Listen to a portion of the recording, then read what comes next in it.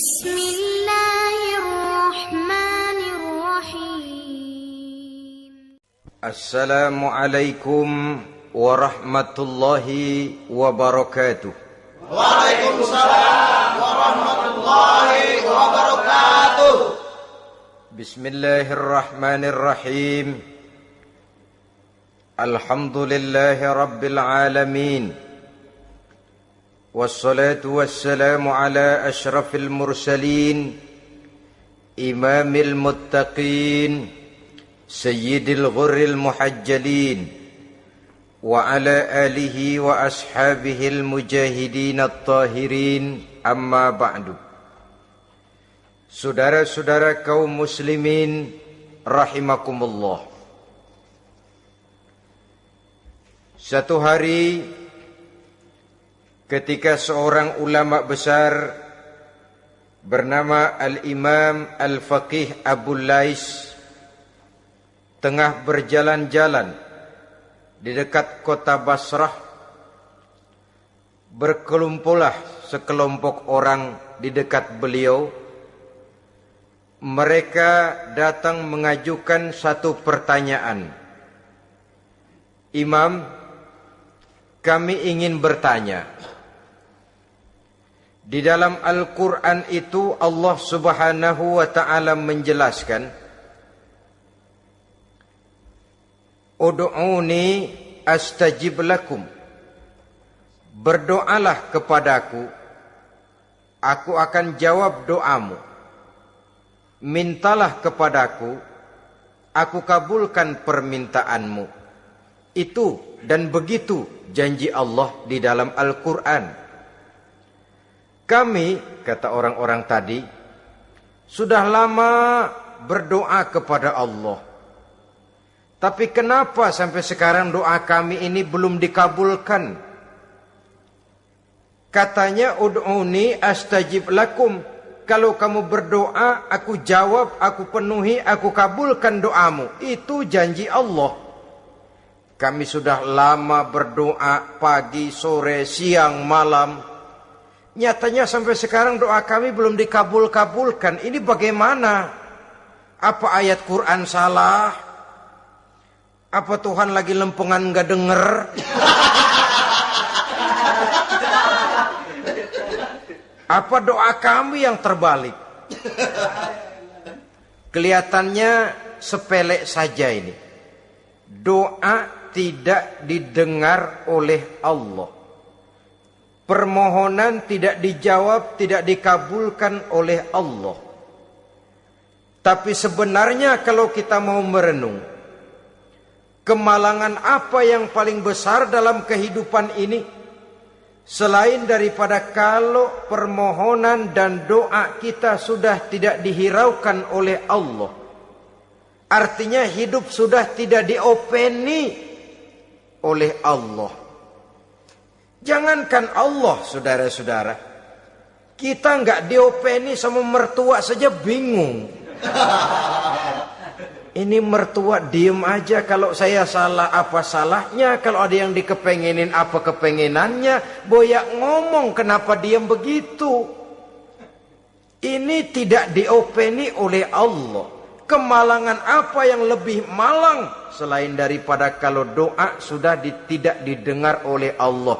Itu sudah kemalangan yang paling malang, lebih malang dari kota Malang saya kira.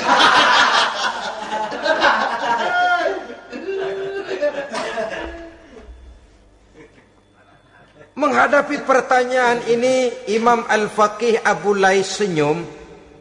Lalu beliau berkata, tuan-tuan, tahu kenapa doa tuan-tuan tidak dijawab? Permohonan tidak dikabulkan? Allah sudah tidak memperdulikan tuan-tuan ini? Kami tidak tahu, Imam, maka kami bertanya. Begini, hati tuan-tuan itu mati. Dari hati yang mati, channel tidak nyambung kepada Allah. Dari channel yang putus tidak ada getaran strom, bagaimana akan timbul gejala? Hatimu mati, jadi pantas kalau doa tidak dikabulkan, permohonan tidak dipenuhi, doa tidak terjawab. hatimu mati. Saudara-saudara kaum muslimin, dari hati yang mati ini getaran tidak akan sampai ke hadratullah azza wa jalla. Nah, ini juga satu penyakit yang kita sangat khawatirkan, yaitu apabila hati kita sudah mati selagi jasad masih hidup. Artinya, jadilah kita bangkai berjalan di hadapan Allah Subhanahu wa ta'ala. Sementara kita sangat disibukkan dengan menggali berbagai macam jenis obat penangkal penyakit zahir, dan kita kurang perhatian untuk mencari obat penangkal penyakit batin yang kalau diserang penyakitnya menghancurkan kehidupan abadi di akhirat nanti. Perkembangan ilmu kedokteran nyata benar diikuti dengan perkembangan jenis-jenis penyakit.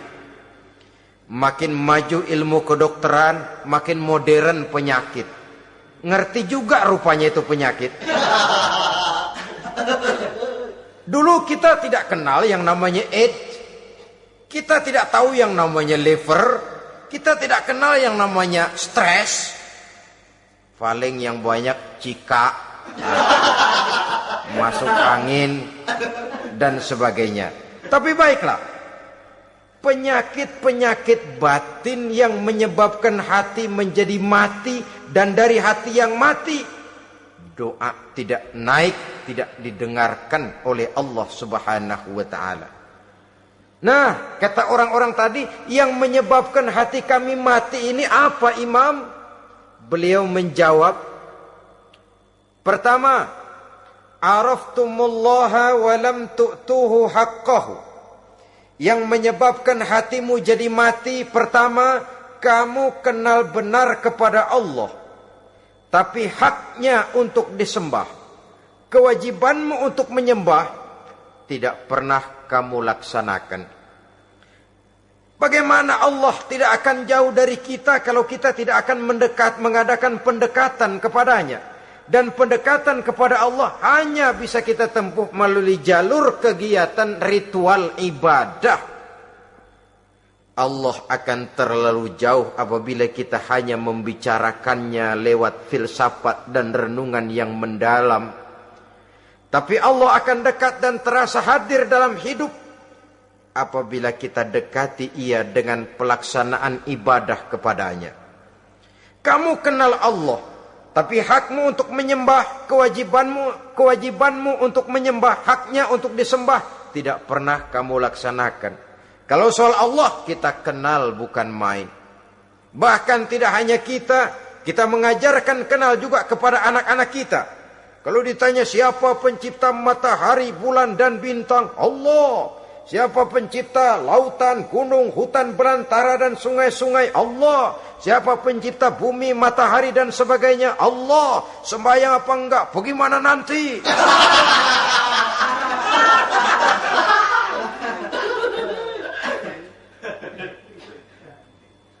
Tanpa pendekatan, Allah akan jauh. Apabila Allah jauh, maka doa tidak akan didengarkan olehnya. Oleh sebab itu, logika mengajarkan kepada kita, berpayahlah dulu, wa mal ladzatu illa ba'da ta'ab, innama al-usri yusra. Di balik kesulitan menunggu kemudahan. Nikmat baru akan terasa, kelezatan hidup baru akan terasa setelah kita jerih payah banting tulang peras keringat. Rasanya memang lebih nikmat sepotong singkong hasil cucuran keringat sendiri ketimbang roti dijejelin orang. Ini berarti kita ingin mohon pertolongan kepada Allah, sementara dengan Allah sendiri kita jauh. Sama saja dalam kehidupan kita analoginya, saudara-saudara. Orang tidak kenal kepada saudara, tahu-tahu jauh dari saudara, tahu-tahu datang mau minjem duit. Apa kesan saudara? Enak aja, kenal enggak, dekat enggak, datang-datang mau minjem duit. Emang duit percetakan bapak lu?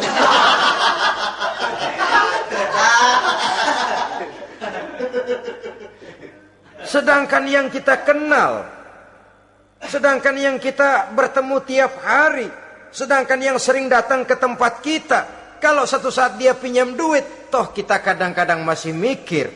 Apalagi datang nggak pernah, berkunjung nggak pernah, ngobrol nggak pernah, apalagi kenal juga nggak pernah, datang-datang mau minta, macam apa?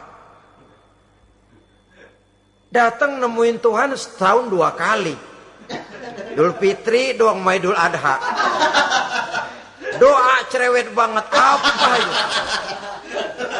apa aja diminta. Saudara hadirin, bagaimana doa akan kabul, permohonan akan dijawab?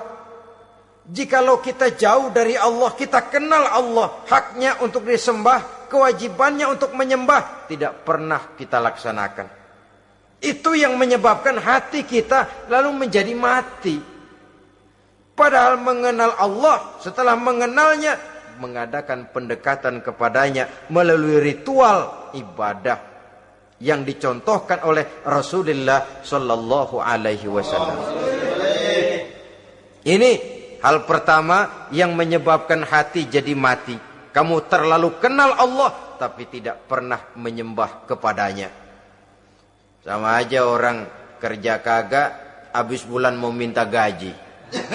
Karena kita jitak kepalanya. Macam apa? Kerja enggak, tahu-tahu datang mau minta gaji. Kerja dulu yang baik, habis bulan baru. Enggak diminta pun memang sudah ada jatahnya. Ibadah dulu kita kepada Allah. Soal Allah memberikan karunia kepada kita, itu hak Allah. Apabila kita dekat dengannya, ibadah yang kita laksanakan benar, karunia itu akan datang kepada kita. Saudara-saudara, yang kedua yang menyebabkan hati jadi mati, qara'tumul Qur'an walam ta'malu bih. Kamu baca Al-Qur'an tapi ajarannya tidak pernah kamu amalkan. Kamu baca Quran tapi isinya kamu injak-injak. Sehingga ada peringatan dari Rasul Sallallahu Alaihi Wasallam. Beliau bersabda, "Iza azzamat ummatid dunya wa fi riwayatin dinaron wa dirhaman nuzi'at minha haibatul Islam. Wa iza turikatil amru bil ma'rufi wan nahyu 'anil munkari hurimat 'alaihim barakatul wahyi. Wa iza tasabat ummati saqatat min 'ainillah." 3 peringatan keras tapi yang merupakan gejala penyakit kita umat Islam diperingatkan oleh Nabi kita. Pertama, iza azzamat ummatid dunya. Apabila umatku telah terlalu mengagung-agungkan dunia, apabila umatku telah jatuh menjadi umat yang materialistis, segalanya diukur dari sudut keduniaan saja, nuzi'at minha haibatul Islam, maka akan dicabutlah dari mereka kehebatan agama Islam. Hilang kehebatan Islam apabila kita jatuh menjadi umat pengagung dunia, penyembah materi. Nilai kita, keberadaan kita tidak dihargai orang lain. Orang memandang kita remeh saja. Orang Islam gak ada apa-apanya, bayar aja. Bisa dibeli, bisa diatur, bisa dikerjain, garap saja. Nuzi'at minha haibatul Islam, hilang dari mereka kehebatan Islam ini. Kenapa? Mereka telah mengagungkan dunia dan menjadikannya sebagai tujuan. Padahal dunia cuma alat, materi cuma alat, harta cuma alat. Yang kedua, wa iza turikatil amru bil ma'rufi wan nahyu 'anil munkari hurimat 'alaihim barakatul wahyi. Apabila telah ditinggalkan amar ma'ruf dan nahi munkar, maka hilanglah keberkahan wahyu. Ini yang ada hubungannya dengan masalah kita. Kita baca Quran, kita tidak amalkan isinya. Bagaimana hati tidak jadi mati? Amar ma'ruf dan nahi munkar ditinggalkan orang, hilang keberkahan wahyu. Pada saat itu boleh jadi Quran ada, tapi cuma tinggal tulisan saja. Islam ada, cuma tinggal sekedar nama saja. Diseminarkan, disimposiumkan, dimuktamarkan, tapi tidak dijabarkan dalam kehidupan sehari-hari. Apabila amar ma'ruf dan nahi munkar telah ditinggalkan orang, hilang keberkahan Quran itu. Akibatnya apa? Apabila amar ma'ruf tidak lagi digalakkan orang, nahi munkar tidak dilaksanakan orang, lalu orang menilai sesuatu menurut seleranya sendiri. Mana yang ma'ruf, mana yang munkar, tidak ada lagi patokan utama. Kalau baik kata otaknya, dia kerjakan. Tidak baik menurut otaknya, dia tinggalkan. Agamanya adalah otak, berhalanya adalah akal. Akhirnya umat kehilangan pedoman. Tidak lagi jelas mana batas yang ma'ruf, mana batas yang munkar. Dalam kondisi sedemikian, akhirnya akan terjadi penjungkiran nilai. Paling celaka nantinya, yang ma'ruf malah dianggap munkar, yang munkar malah menjadi ma'ruf. Peringatan ketiga dari Nabi, wa iza tasabat ummati saqatat min ainillah. Apabila umatku sudah saling berbantahan, apabila umatku sudah saling caci memaki, saqatat min ainillah, jatuhlah mereka dalam pandangan Allah Subhanahu wa taala. Hilang wibawa umat yang sudah saling mencaci maki, saling menjatuhkan, saling gasak, gesek, gosok. Justru agama menganjurkan kita ini saling asah, asih, asuh. Kadang yang kita praktekkan, kita ini saling gasak. Yang kedua, saling gesek. Yang ketiga, saling gosok. Gasak, gesek, gosok. Kacau kita ini. Saling gasak, menjegal kawan seiring, menggunting dalam lipatan. Saling gosok, fitnah sana, fitnah sini. Saling gesek, sikut kiri, sikut kanan. Tidak peduli orang lain luka dan sebagainya. Yang penting dia bisa nangkring. Jatuh kita dalam pandangan Allah apabila umat sudah saling mencaci maki. Maka kita kembali kepada persoalan. Hal kedua yang menyebabkan hati jadi mati, qara'tumul Qur'an walam ta'malu bih. Kita baca Al-Quran, tapi ajarannya nyaris tidak kita amalkan di dalam kehidupan kita. Akibatnya hati lalu jadi mati. Itu yang kedua. Yang ketiga, yang menyebabkan hati jadi mati dan doa tidak terjawab, idda'aitum annakum min ummati Muhammadin sallallahu alaihi wasallam walam ta'malu bisunnatihi. Kamu mengaku, kamu memproklamirkan diri sebagai umatnya Nabi Muhammad, tapi sunnahnya tidak pernah kamu amalkan. Malahan perkembangan paling akhir, bukan saja tidak mau mengamalkan sunnah, malah mengingkari sunnah. Inna lillahi wa inna ilaihi raji'un. Oh, Nabi Muhammad itu manusia biasa seperti kita. Sebagai manusia dia bisa salah. Dan ternyata hadis banyak yang palsu. Yang otentik cuma Quran. Selebihnya adalah sejarah. Tidak ada itu sunnah. Langsung saja kepada Quran. Oh, hadis itu bukan sumber hukum. Oh, tidak perlu mengamalkan sunnah. Saudara-saudara kaum muslimin, mengaku kita umat Nabi, tapi sunnahnya kita campakkan, tidak kita amalkan. Setelah tidak kita amalkan, kita campakkan. Setelah kita campakkan, kita ingkari pula. Inna lillahi wa inna ilaihi raji'un. Bagaimana hati tidak jadi mati? Kalau siang malam kita memproklamirkan diri sebagai umat Nabi Muhammad, sementara sunnahnya kita campakkan, kita abaikan, dan kita ingkari dia. Sunnah itu. Padahal jikalau sekarang kita mengenal Islam, jikalau kita sekarang ngerti halal haram, tahu hak batil, bisa memilah dan memilih antara yang ma'ruf dengan yang munkar, itu utamanya adalah karena jasa Nabi Muhammad sallallahu alaihi wasallam. yang dari generasi ke generasi dilanjutkan oleh para sahabat, oleh tabi'in, oleh tabi'it tabi'in, terus oleh para ulama-ulama sampai kepada kita sekarang ini. Walaupun beliau hanya berfungsi sebagai penyampai, tapi kepribadiannya dijadikan model oleh Allah Subhanahu wa taala di dalam kita melaksanakan kehidupan beragama.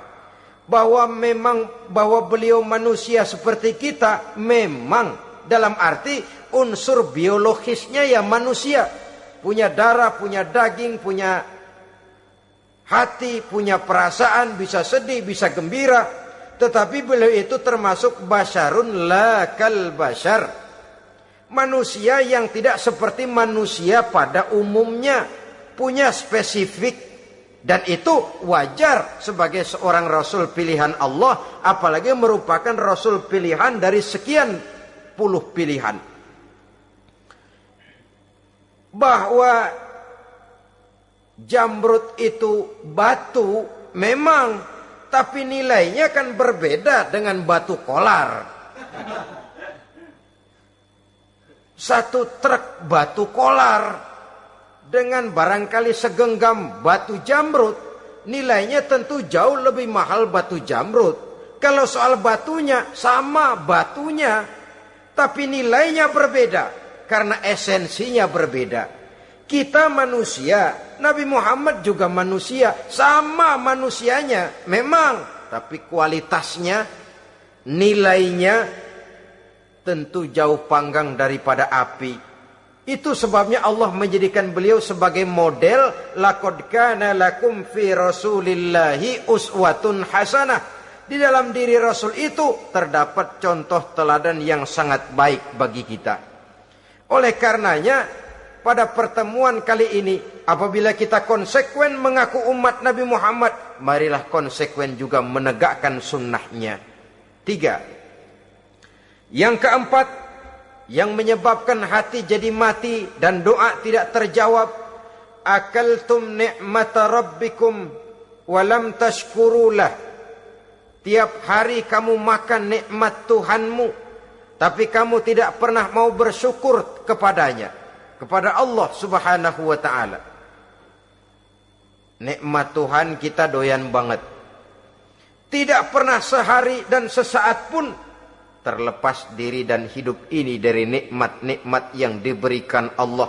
Sejak kita bangun tidur sampai tidur kembali, bahkan tidur itu sendiri, di pasar, di sawah, di kantor, dimanapun kita berada, gak pernah nikmat Allah berhenti. Hidup kita dalam alam diberikan segala fasilitas untuk menunjang kehidupan. Gak pernah Allah pasang pajak matahari. Gak pernah Allah pasang pajak gas udara. Nikmat-nikmat yang banyak itu tiap hari kita kecap, tiap hari kita nikmati. Tapi kita tidak pandai bersyukur. Padahal Allah memberikan peringatan keras dalam hadis qudsinya. Man lam yashkur ala na'mai walam yasbir ala balai falyakhruj min tahti samai wal yatlub rabban siwaya. Siapa yang tidak mau bersyukur terhadap nikmat yang aku berikan kepadanya dan tidak mau bersabar terhadap ujian yang aku berikan kepadanya, silahkan keluar saja dari kolong langit ini dan cari Tuhan selain aku. Diusir oleh Allah. Kalau orang tidak mau bersyukur terhadap nikmat yang aku berikan dan tidak mau bersabar terhadap ujian yang aku timpakan, keluar dari kolong langitku, keluar, cari Tuhan selain aku. Diusir. Lah yang ngusir Allah. Anak sekarang bilang mau ke Menong.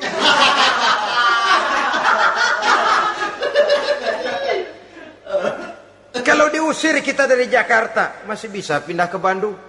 Diusir kita dari Bandung, bisa pindah ke Jogja, Solo. Diusir kita dari Indonesia, bisa pindah ke Singapura, Malaysia. Diusir dari kolong langit, mau cari langit mana lagi? Kalau kau tidak mau mensyukuri nikmatku, tidak sabar terhadap ujian yang aku berikan kepadamu, keluar saja, keluar dari kolong langitku ini, cari Tuhan selain aku. Kalau istilah kita mah Tuhan, jengkel banget udah itu. Nikmatku yang nikmat yang aku berikan kau makan, tapi kepadaku engkau tidak pernah mau bersyukur. Saudara-saudara kaum muslimin rahimakumullah, wajar. Kita dulunya tidak ada, sekarang ada, nikmat. Susunan biologis manusiawi kita demikian cantik, nikmat. Tinggal di bumi, fasilitas yang kita perlukan disediakan, tinggal kemampuan kita mengelolanya. Nikmat. Diberikan kita otak yang membedakan kita dengan binatang, nikmat. Diberikan kita agama, diutus para rasul untuk jadi model dalam kehidupan kita, nikmat. Kalau cara kita emang kurang apa sih? Apa yang kurang, hai manusia? Engkau tidak ada, aku adakan. Kalau aku perintahkan kau tinggal di bulan, mungkin kau tidak akan sanggup hidup. Begitu lahir juga kelepek-kelepek habis. Ya nggak ada HO2 toh di bulan. Mau ngisap apa? Aku tinggalkan kau, aku perintahkan tinggal di permukaan bumi. Alamnya indah, fasilitas serba menunjang. Nikmati semuanya, semuanya untuk kamu, semuanya. Satu pintaku, syukuri nikmat yang aku berikan kepadamu. Ya bukan cuma syukur dalam ucapan, syukur dalam perbuatan. Banyak nikmat yang diterima, makin banyak dia sujud, makin banyak dia ruku, makin banyak dia mengadakan pendekatan kepada Allah. Syukur dalam artian berupa tindakan dan perbuatan, mempergunakan nikmat sesuai dengan kehendak yang memberikan nikmat itu sendiri kepada kita. Saudara-saudara kaum muslimin rahimakumullah, ini penyakit yang keempat. Kamu makan nikmat Tuhanmu, tapi kamu tidak pernah pandai bersyukur kepadanya, mensyukuri nikmat yang diberikan tadi. Bagaimana hati tidak jadi mati? Kita sibuk mempersolek jasmani, mencari obat penangkal penyakit zahir. Maka yang ramai di zaman sekarang, saudara lihat, salon, fitness, senam, macam-macam jenis. Tidak ada salahnya dan tidak ada jeleknya. Tapi kalau itu sampai melupakan kita kepada memperindah batin, memperbaiki jiwa, artinya bukankah kita perlahan tapi mempersiapkan diri menjadi bangkai berjalan di hadapan Allah. Dengan operasi plastik, yang pesek jadi mancung, yang sipit jadi belok, kulit keriput jadi kencang, pipi terlalu cekung bisa diatur.